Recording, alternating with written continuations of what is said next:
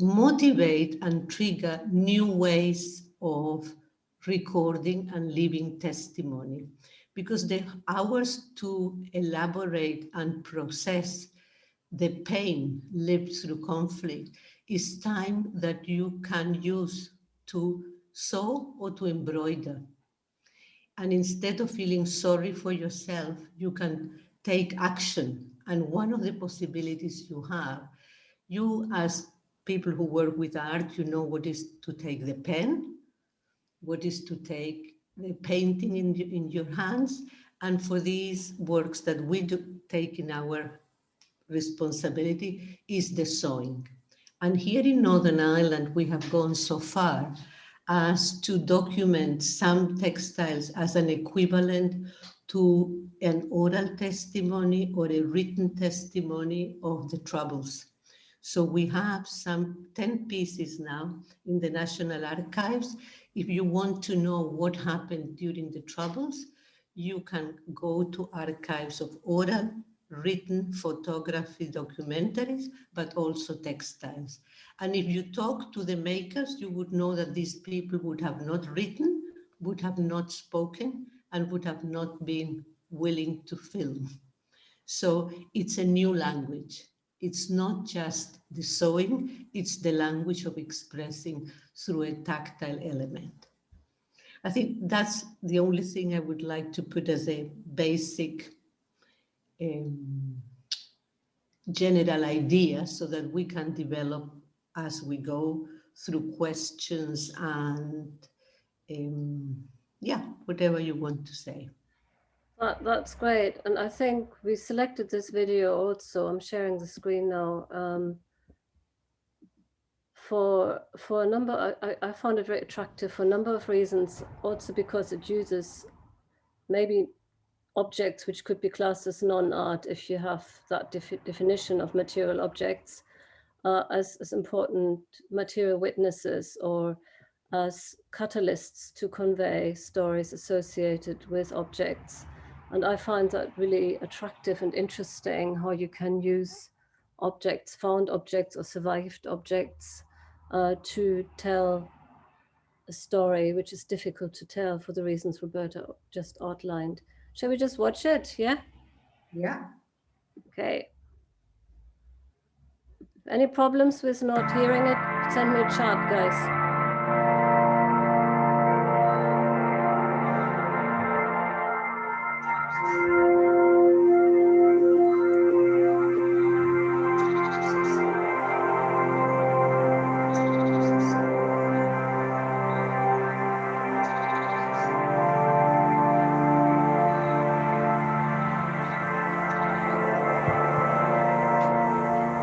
We had thought very deeply on how to address the topic in a way that we could give it life and we could embrace every person as a total person immersed in a landscape and in a history and in a reality.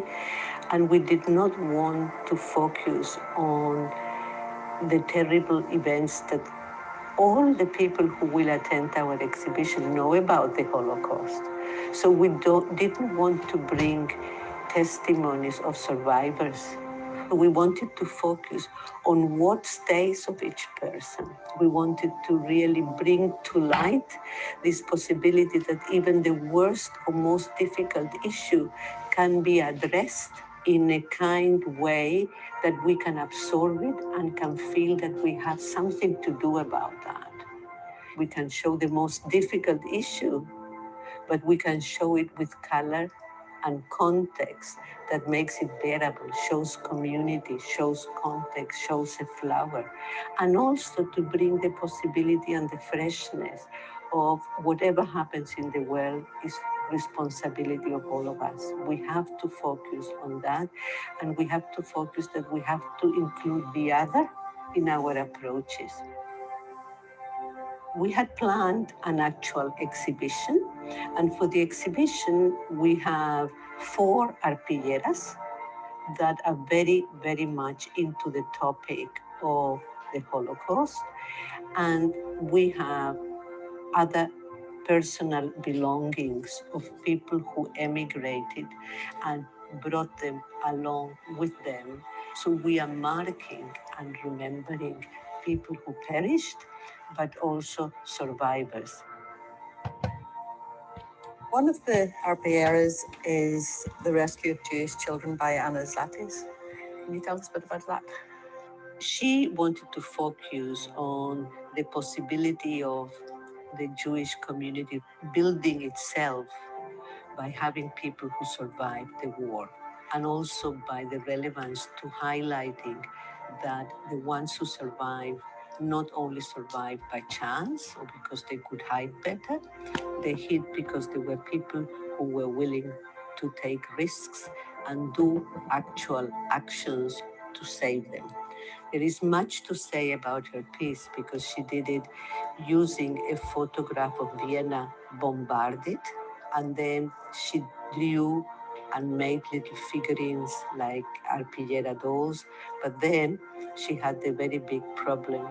She felt that she couldn't continue making it because she had to decide which kids would die and which were going to survive.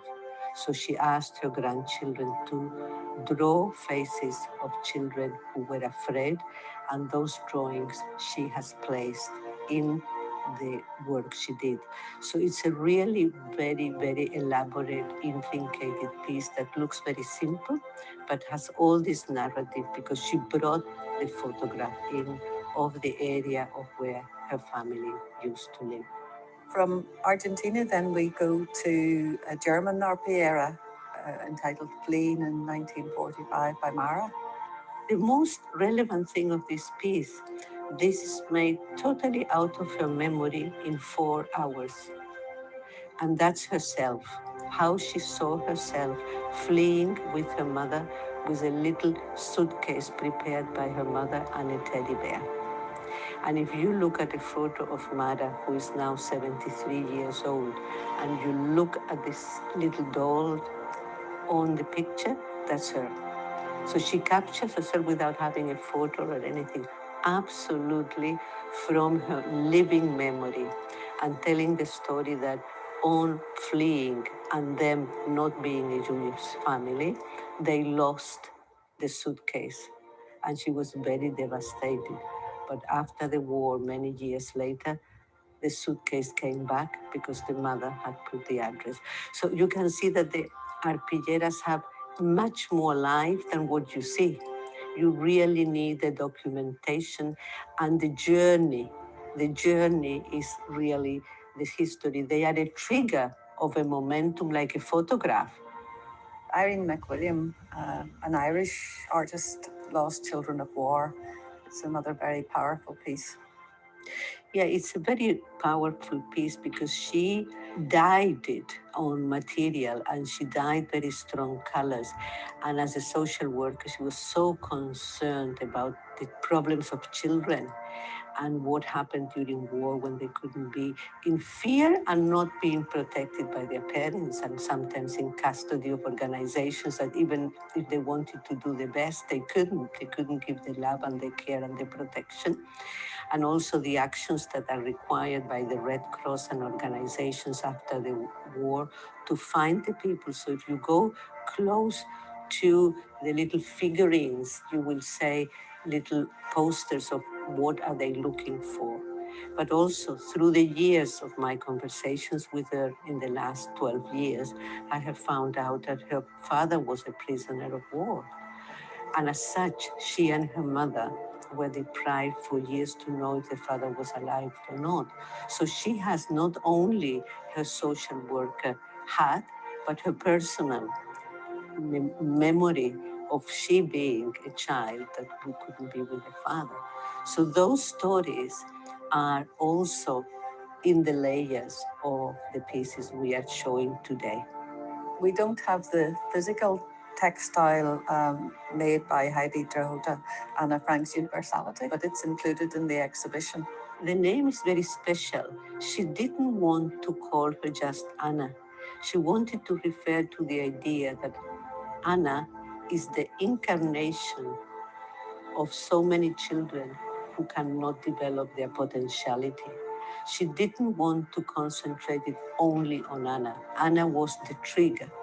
And her piece is very, very poignant, and it's as much about Anna as it is about all other children in any other country, in Palestine, in Doha now, in Africa, who cannot do what their potential are. The exhibition also includes a number of objects, and the first one is this lock. It's a very interesting lock because it brought in a very big truck the few belongings that my father and mother brought from Europe when they traveled to Chile. The lock is the original that the family had. And you will notice that it has like a small key ring that has a red flower. That's the national flower from Chile called copihue.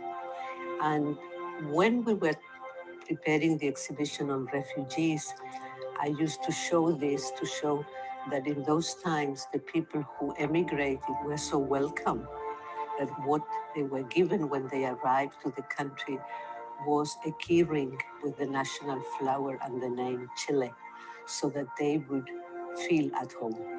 So the next item is a table napkin. Well, it's included because it was one of the few pieces of material my parents had, and to make it a bit more homely and human, every day when they got the ratio of food on the boat, they put it as a table mat. So they would have taken their dish in a metal plate that they were given, and they would have set the table with that table napkin. So I have preserved it because it is very plain, very simple, but you can make home wherever you are. The next piece then is this tape lace centerpiece. It belonged to the family that my mother came from Vienna, that they were very much engaged in doing lots of knitting, and they had a factory of silk, a silk factory. So the knitting, the embroidery, the frivolité, and all of that was something they would have done normally, the ladies' work. So that little tape lace centerpiece belonged to my grandmother. We have not wanted to intervene it, so it has a few tears, and that we keep that way to show the pass of time because it dates 1905. The last cloth piece, if you like, is this, again, another lace centerpiece. Yeah, and the tatting lace centerpiece that we call frivolité in Spanish is interesting because it's something my mother learned on the boat. So the women who were on the boat taught each other the knitting and sewing they knew to pass the time because it was several weeks of journey. So that is not a very well-made piece. You can see all the irregular quality of the making. My mother was not a good seamstress or embroiderer, but she tried very hard to learn this new technique. The last set of objects is these photographs of children from Terezin concentration camp. I found different things that members of the war resistance had put together, but they had no classification. And amongst them, I found these photographs, and there were many photographs of a group of members of War Resistance International that took the risk, that go against the law and take the kids out and bring them to different places. Now, it might look very nice, and some people like the idea to have them in a very big castle. But the war resistance people didn't want that because it was too noticeable. They were very aware that they could be attacked there. So the kids were there only for a very short period, and then these kids were in transit to be placed in homes.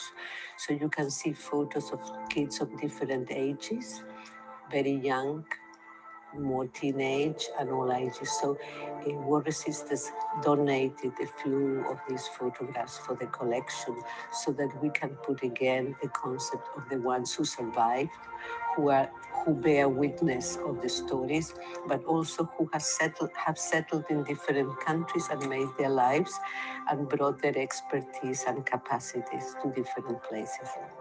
The last piece of the exhibition, if you like, is a showcase of the books of Marjorie Augustine. I have placed on a table different books of hers because they are very relevant in the topic we have today, Holocaust, but they are also extremely important for us as Conflict Textiles collection because she documented the first arpilleristas in the 1980s, and she went to their homes and took their oral testimonies and collected arpilleras from them. So she has written several books of poetry about Anna Frank, and those are the books that we have placed on the table, plus a few things we have on the arpilleras. The collection is not only the object. The collection brings together all this community of people who are willing to strange hours of the day to stop what they do, to be with us.